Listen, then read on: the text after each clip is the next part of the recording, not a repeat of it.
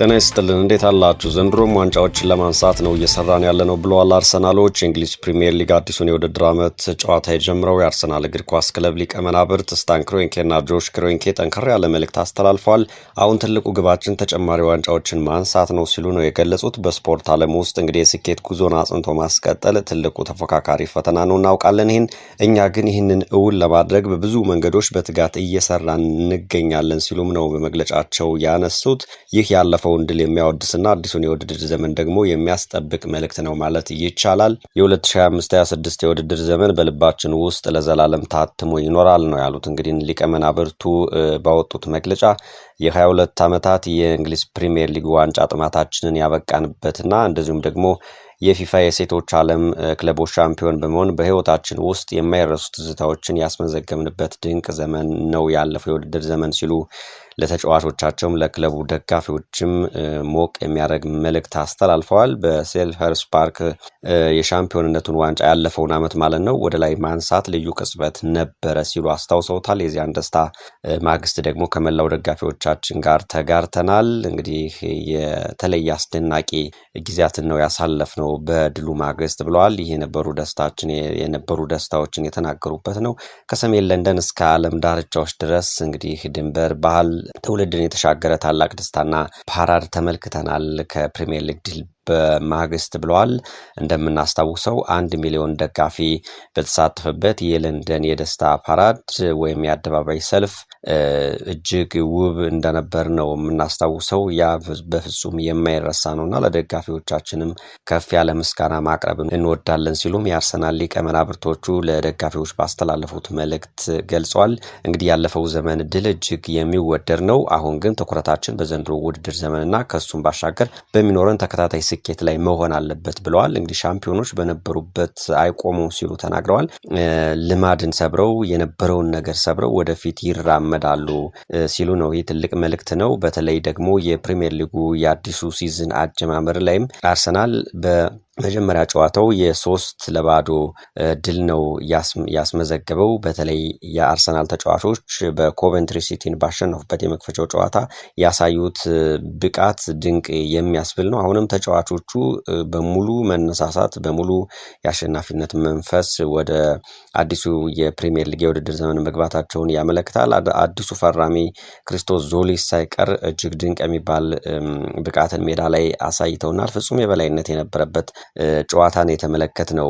እንግዲህ በመግለጫዎቻቸው እነዚህ ሊቀመናብርት ሚኬል ሜሪኖ፣ ማርቲን ዙቢሜንዲና ዴቪድ ራያ ከፕሪሚየር ሊጉ ድል ባሻገር ከሀገራቸው ስፔን ጋርም የዓለም ዋንጫውን በማንሳት ሻምፒዮንነቱን መንፈሱን አጠናክረው ቀጥለዋል። ያ የድል ጉዞ በሳምንቱ መጨረሻ ማንቸስተር ሲቲን በኤፍኤ ኮሚኒቲ ሺልድ በማሸነፍም ቀጥሏል ሲል ነው የሚገልጸው። እንግዲህ ገናና ሆኖ ለተከታታይ ዓመታት የዘለቀውን ማንቸስተር ሲቲን በኮሚኒቲ ሺልድ አርሰናል 3-0 በጨዋታ ብልጫም ጭምር የበላይነቱን ወስዶ ማሸነፉ ይታወሳል። ይህ ትልቅ መልእክት ትልቅ መነሳሳትን ይዘው አርሰናሎች ወደ አዲሱ የውድድር ዓመት የገቡበት ነው ማለት ይቻላል።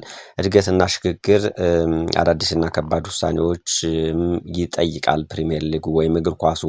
በቅርብ ሳምንታት ሊያንድሮ ትሮሳርድን፣ ክርስቲያን ኖርጋርድ፣ ያኮብ ኪዮር በእርግጥ ከዚህ በፊት ነው የለቀቀው፣ ካርል ሄይን፣ ሮዛ ካፋጅ፣ ጀና ናይስወንገንና ሌይላ ሃርበርትን በክብር ሸኝተናል ይላል መግለጫው። እንግዲህ እነዚህ የአካዳሚ ተጫዋቾችም አሉበት፣ የሴቶች ብሔራዊ ቡድን ተጫዋቾችና አመራሮች ያሉበት ማለት ነው። እነዚህ የአርሰናል አባላት ለከፈሉት መስዋዕትነት ላስገኙት ድል እናመሰግናቸዋለን፣ መልካሙን ሁሉ እንመኛለን የሚላል። እንግዲህ በከፍተኛ የስፖርት ውስጥ በስኬትና በውድቀት መካከል ያለው ልዩነት እጅግ የጠበበ ነው ሲል ይገልጹታል። ለዚህም ዋናው ግባችን ተከታታይ ስኬት ማረጋገጥና ተጨማሪ ዋንጫዎችን መሰብሰብ ነው ይላሉ የክለቡ ከፍተኛ ሰዎች። በዚህም እንግዲህ አዲስ የአካዳሚ ዳይሬክተር መምጣቱን ፓስካል ደማይስቻልከን የሚባሉት ሰው ወደ አርሰናል አካዳሚ በመቀላቀላቸው ትልቅ እምነት ጥለንባቸዋል። ወደፊት አርሰናል በሚያስመዘግበው ታሪክ ውስጥ ብዙ ስራ ይሰራሉ ብለን እናምናለን ብለዋል መግለጫው። የወንዶች ቡድን አዳዲስ ፈርጦችን እየጨመርን ነው ብለዋል። እንግዲህ ቀደም ሲል ያለፈው ዓመት ሲዘጋ ጥራት ያላቸው ተጫዋቾችን እናመጣለን፣ ቡድኑን ወደ ሌላ ከፍታ እንወስዳለን የሚል ቃል ገብተው ነበር እነዚሁ የአርሰናል አለቆች። አሁንም እንግዲህ እነ ብሩኖ ጊማሬሽ፣ እነ ክሪስቶስ ዞሊስ፣ ኢላን መስረንም አለ፣ ኢዝሪ ኮንሳ የተቀላቀሉ ተጫዋቾች ናቸው። እንግዲህ ፔሮ ኢንካፒየም ዝውውር በቋሚነት የጠናቀቁ በዚህ ውድድር ዓመት ነው። አሁንም አንድ ተጫዋች በተለይ በግራ ክንፍ በኩል ለመጨመር እየሰሩ ነው የሚገኙት። ዝውውሩ እንግዲህ በተለይ የኮንሳ ዝውውር ለተጎዳው ዊሊያም ሳሊባ ምትክ ነው፣ ተተኪነት ነው ያመጡት እና ምን ያህል አርሰናል አሁንም ቁርጠኝነቱን የሚያሳይ ነው ቡድኑን ከፍ አድርጎ ለመገንባት እና ዓለምን እያነጋገረ ነው የሚገኘው። እንግዲህ የረጅም ጊዜ አጋርነት ከኤምሬትስ አየር መንገድ ጋር ያለውን ታሪካዊ ጠንካራ አጋርነት ማደስ በመቻሉም በዚህም ደስተኛ ሆነናል የሚል ሀሳብን ሰንዝረዋል በመግለጫቸው የአርሰናል ሰዎች። እንግዲህ አርሰናል እንደሚታወሰው ከኤምሬትስ አየር መንገድ ኤምሬትስ ጋር ያለውን ታሪካዊ ጠንካራ ስፖንሰርሺፕ አጋርነት እስከ 2033 ድረስ አድሷል። በፈረንጆች አቆጣጠር በአመት 70 ሚሊዮን ፓውንድ ገደማ ገቢ ያስገኝለታል። ይሁን በጠቅላላው እስከ 500 ሚሊዮን ፓውንድ ይደርሳል።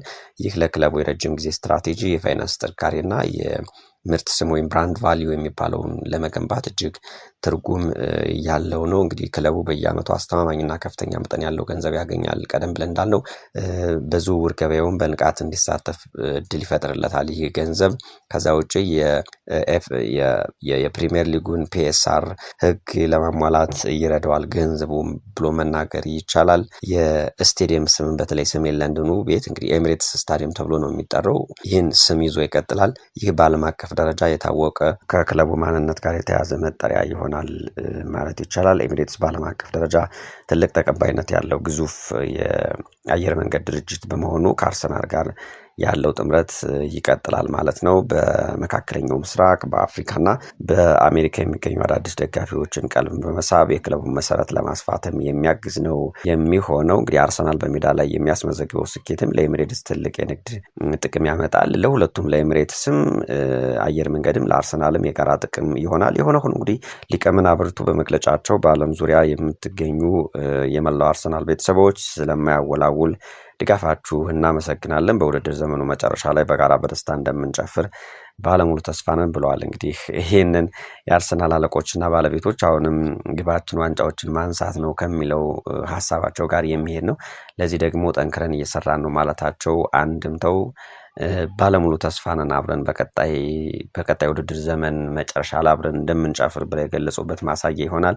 ይህ የአስተሳሰብ ለውጥ መምጣቱን የሚያመለክት ነው። ከረጅም ዓመታት በኋላ የፕሪሚየር ሊግ ዋንጫን ማንሳት ትልቅ ስኬት ነው ይታወቃል። ክለቡ አንድ ዋንጫ በቃን የረካበት ስሜት ውስጥ እንዳልገባም የሚያሳይ ነው። ባለቤቶቹ ቡድኑ የሻምፒዮንነት መንፈሱን ጠብቆ ወደፊት እንዲቀጥልና ለተጨማሪ ስኬት እንዲሄድ ተጫዋቾችም ይህን መሰረት አድርገው እንዲጫወቱ ሜዳ ላይ እንዲታገሉ የሚያደርግ ነው። የረጅም ጊዜ የበላይነት የመገንባት ህልም እንዳለም ያሳያል በመግለጫው። በእግር ኳስ ዓለም እንግዲህ አንድ ጊዜ ዋንጫ ከማንሳት በላይ ያንን ስኬት አጽንቶ ማስቀጠል እጅግ ከባድ እንደሆነ ይታወቃል። የአርሰናል አለቆች ያስተላለፉት መልእክት ግን አርሰናል ለአንድ የውድድር ዘመን ብቅ ብሎ የሚጠፋ ብቻ ሳይሆን በየአመቱ ለሁሉም ዋንጫዎች በቋሚነት የሚፎካከር ጥንካሬ ያለው ክለብ እንዲሆን መሰረት እየተጣለ መሆኑን የሚያሳይ ነው። እንግዲህ ከዚህ ባሻገር የዝውውርና ፋይናንስ ላይ ድጋፍ ላይ ለመቀጠል የተገበሩት ቁርጠኝነትም ይመሰከርለታል ወይም መነሳት የሚችል ነው። እየሰራንበት ነው ማለታቸው በቃል ደረጃ ብቻ የሚነገር አይደለም። በተግባር በዝውውር ገበያው ላይ ያላቸውን ተሳትፎ የሚያሳይ ነው። እንደ ክርስቶስ ዞሊስ እንደ ጊማሬሽ አይነት ጠንካራ ተጫዋቾች እንደ ኮንሳ ማዘዋወራቸው ለዚህ ማሳያ ሊሆን ይችላል። ከባድ ውሳኔዎችን ለመወሰን አለመሸሽም መሆኑን ያመለክታል። ስኬትን ለማስቀጠል ሲባል እንግዲህ ለክለቡ ትልቅ አስተዋጽኦ የነበራቸውን ተጫዋቾች እንደ ሊያንድሮ ትሮሳርድ አይነት በመሸኘት አስፈላጊ እና በእነሱ ምትክ ሌሎች ተጫዋቾችን ማምጣትም የሚገባ መሆኑን ያሳዩበት ነው። ስኬት መታደስን ይፈልጋል የሚለው መርሃቸው ወይም በመግለጫቸው ያካተቱት ሀሳብም ቡድኑን ሁልጊዜ በትኩስና በከፍተኛ ተፎካካሪነት ደረጃ ላይ ባሉ ተጫዋቾች ለመገንባት የተወሰደ እርምጃ መሆኑን ያሳያል። ሲጠቃለል የክሮኒኮቹ መግለጫ አርሰናል አሁን ያለበትን የስኬት ማዕበል የስኬት ከፍታ ተንተርሶ ወደፊት የሚገሰግስ እንጂ በነበረው ስኬት የሚረካ ክለብ አለመሆኑን ለደጋፊዎች ለተጫዋቾችና ለተፎካካሪ ክለቦች ያስተላለፉት ጠንካራ መልእክት ነው ማለት ይቻላል። አርሰናል እንግዲህ በሊጉ የመክፈቻ ጨዋታ ኮቨንትሪ ሲቲን በፍጹም የበላይነት ነው ያሸነፈው። ይህ የቡድኑ ላይ የሚፈጥረው ነገር ከፍ ያለ ነው። አንድምታው ተንታኞችም ሚዲያዎች ይህንን በተለያየ ጉዳይ ነው እየዘገቡት የሚገኙት። የሻምፒዮንነት መተማመንን ያጠናክራል የሚለው ነው። ባለፈው ውድድር ዘመን ያገኙትን የስኬት ከፍታ የኤፍኤ ኮሚኒቲ ሺልድ ድልን ተከትሎም የሊጉን የመጀመሪያ ጨዋታ በዚህ መልኩ መጀመር እንግዲህ አርሰናል የሻምፒዮንነት መንፈሱን እንዳስጠበቀ እንዲቀጥል ያደርገዋል። ከዚህ ውጭ አዳዲስ ተጫዋቾች በፍጥነት መላመድ በተለይ ክርስቶስ ዞሊስ ያሳየው በጣም የሚገርም ብቃት ነው እና በጣም ፈጣን ነው። ኳስ እግሩ ላይ አይቆይም። ያገኘውን ኳስ በጣም በሚገርም ፍጥነትና በሚገርም ብቃት ነው ወደ ሌሎች ተጫዋቾች የሚያሻግረው። የሞከራቸው በተለይ ወደ ጎል ከፍጹም ቅጣት ከ16 እስከ 50 ውጭ የሞከራቸው እጅግ የሚገራርሙ ኳሶች ነበሩና አርቴታ ራሱ ሲያጨበጭብለት ነበር፣ ደጋፊው ሲያጨበጭብለት ነበር፣ የቡድን አጋሮቹ ሲያደንቁት ነበርና ይህ ተጫዋች ምናልባት ፈጣን እንቅስቃሴ ነው እያሳየ ያለው። ከዚህ ጋር ተያይዞ ጉዳት ካላጋጠመው በስተቀር ለአርሰናል ምንም የሚያስቆጭ ሳይሆን በ34 ሚሊዮን ፓውንድ የፈረመ ተጫዋችም አይመስልም። ከ100 ሚሊዮን ፓውንድ በላይ የተገዛ ተጫዋች ነው የሚመስለውና ምርጥ ፈራሚ ነውና በፍጥነት ቡድኑን ተቀላቅሏል ማለት ይቻላል። ከዛ ውጭ ቋሚ ተጫዋቾች ፉክክርም ቡካዮ ሳካ፣ ዴክላን ራይስ ሁሉም የቡድኑ አባላት እና ቤን ዋይት ሳይቀሩ ከፍተኛ ሉዊስ ስኬሊ ከፍተኛ ትጋት ነው እያሳዩ የሚገኙት። እንግዲህ በአጠቃላይ ይህ መክፈቻ ድል አርሰናል ለ2026/27 የውድድር ዘመን ዋንጫውን ለማስጠበቅና ተፎካካሪ ታሪክ ለመጻፍ ሙሉ ዝግጁ መሆኑን በግልጽ ያሳየ ጨዋታ ነበር ማለት ይቻላል። ዛሬም ፕሪሚየር ሊጉ ይቀጥላል፣ የምናይ ይሆናል።